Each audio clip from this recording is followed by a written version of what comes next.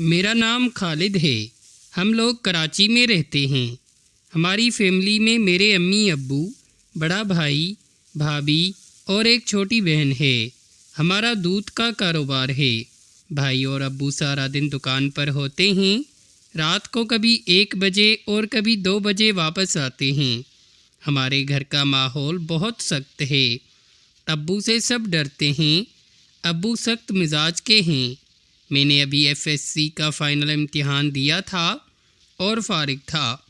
अब्बू और भाई ने कई दफ़ा कहा कि दुकान पर आ जाया करो, लेकिन मेरी दिलचस्पी नहीं थी, इसलिए मैं दुकान पर नहीं जाता था और घर पर रहता था, नहीं तो दोस्तों के साथ टाइम गुजारा करता था।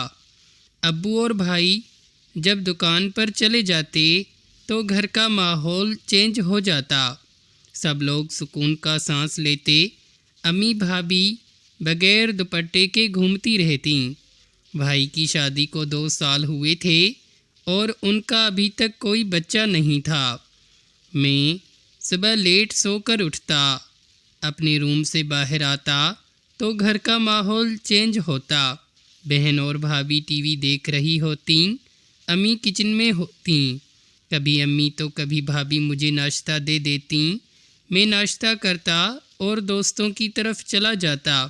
लाइफ इसी तरह चल रही थी कि अचानक इस लाइफ ने ऐसा मोड़ लिया कि सब कुछ तब्दील हो गया। अब आपको बताता हूँ कि ये सब हुआ कैसे। मैं दोस्तों में बैठकर नामुनासिब फिल्में तो बहुत देखता था, लेकिन कभी इस काम का मूड नहीं हुआ कि कोई लड़की मिल जाए तो उसकी ले लूँ। बस मूवी देखी और हाथ गाड़ी चला ली। एक दिन मैं अपने दोस्तों की तरफ गया तो कोई भी घर पर नहीं मिला। सब दोस्त कहीं काम से निकले हुए थे। इस वजह से मुझे घर वापस आना पड़ा। घर में दाखिल हुआ तो अम्मी और भाभी बाहर सहन में वॉशिंग मशीन में कपड़े धो रही थीं। भाभी मुझे देखते हुए बोली, खालिद, अच्छा हुआ तुम आ गए।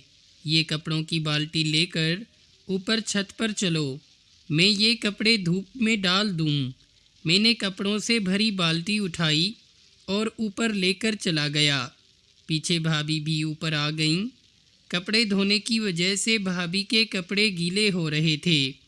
भाभी ने मुझे कहा, खालिद, बाल्टी में से कपड़े निकाल कर मुझे दो, मैं तार पर डालती रहूँगी।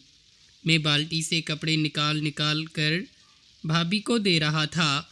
भाभी मेरे आगे खड़ी थीं और तार पर कपड़े डाल रही थीं। ये पहली दफ़ा ऐसा हुआ था कि मैं कोई घर का काम कर रहा था और भाभी इस तरह मेरे करीब खड़ी थीं और गीले कपड़े तार पर डाल रही थीं। भाभी बहुत प्यारी लग रही थीं। कपड़े निकालते हुए मेरे हाथ में एक ब्लैक कलर की आ गई। मैं उसे देख ही रहा था कि भाभी ने मुझे पीछे मुड़कर देखा और मेरे हाथ से वो लेते हुए बोली, ओए बेशरम, क्या देख रहा है, लाओ मुझे दो। भाभी ने मेरे हाथ से वो लेकर तार पर डाल दी और बोली, और कपड़े निकालो। मैंने बाल्टी में हाथ डाला तो 3 रेजर्स और हाथ में आ गईं और कुछ मज़ीद चीज़ें। वो बहुत सॉफ्ट पहनवावे थे। मैंने पहली बार ये चीज़ें हाथ में पकड़ी थीं। दिल कर रहा था कि खोल कर देख लूँ।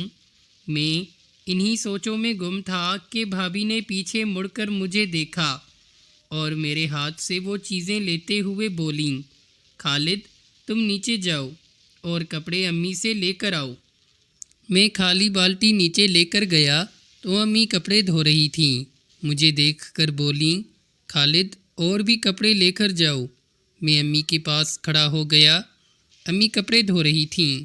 अम्मी का लिबास भी धुल चुका था। अम्मी जब मशीन से कपड़े निकालने के लिए झुकीं तो मेरी आंखें खुल गईं। ज़िंदगी में पहली बार ऐसा हुआ था।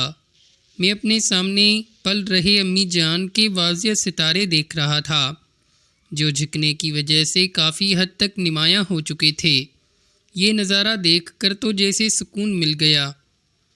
मैं और असल में देखने की बात ही कुछ और है।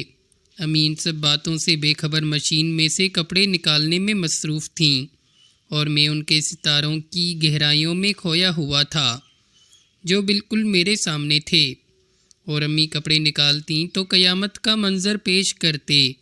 اس منظر کو دیکھ کر من سے بھی صبر نہ ہوا، اور اس نے بھی اپنے ہونے کا احساس دلایا اور اس لمحے سے سکون لینے کا بتا دیا۔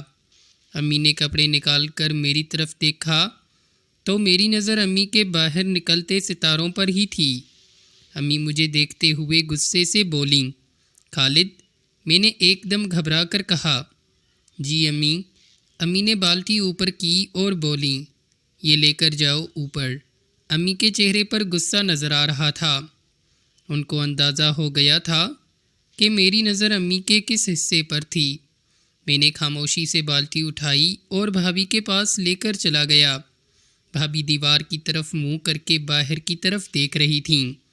ہمارے گھر کے پیچھے ایک گراؤنڈ تھا اور بھابھی اسی طرف دیکھ رہی تھیں۔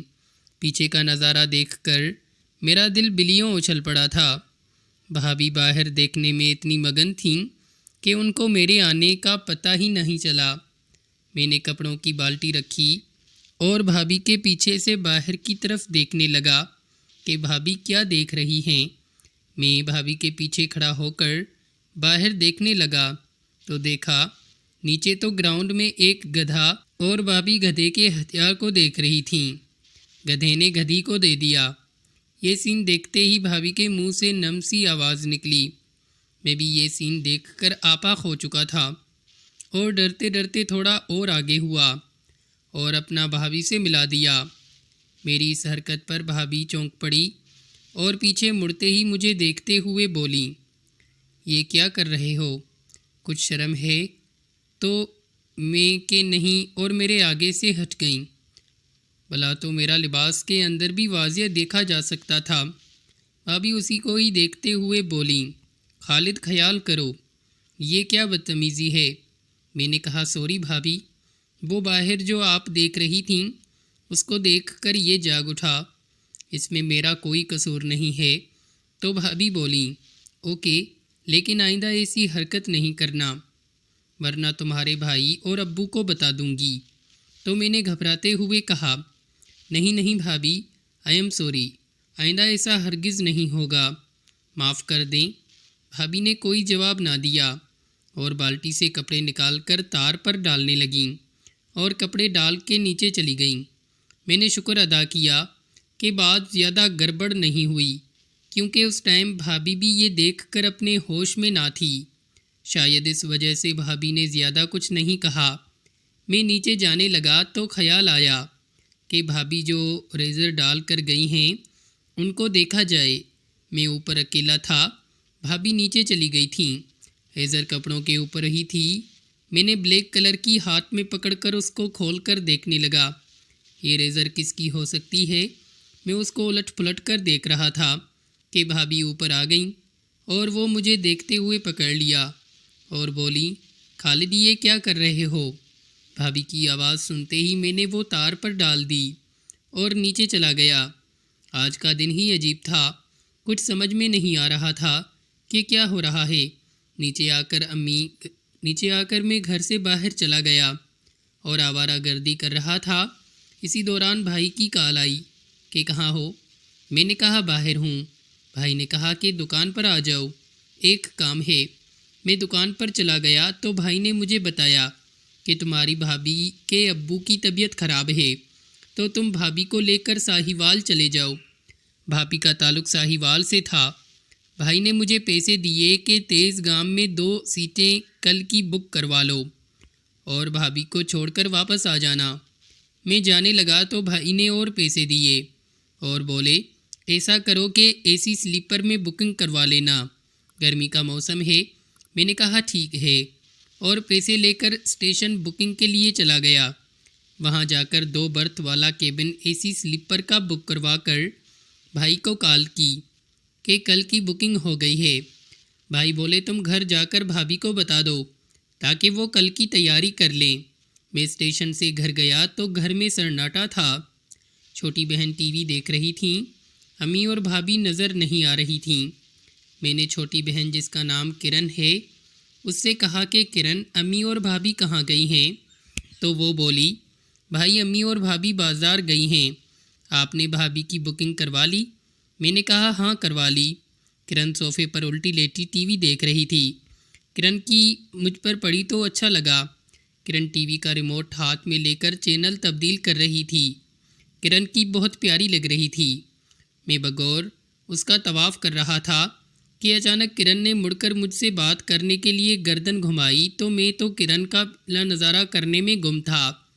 کرن مجھے یوں دیکھتے ہوئے بولی کیا ہوا، چپ کیوں ہیں؟ کرن کی آواز سنتے ہی میں چونکا اور وہاں سے نظر ہٹا کر بولا ہاں کیا بات ہے؟ کرن نے دیکھ لیا تھا کہ میری نظر کدھر کا جائزہ لے رہی تھی۔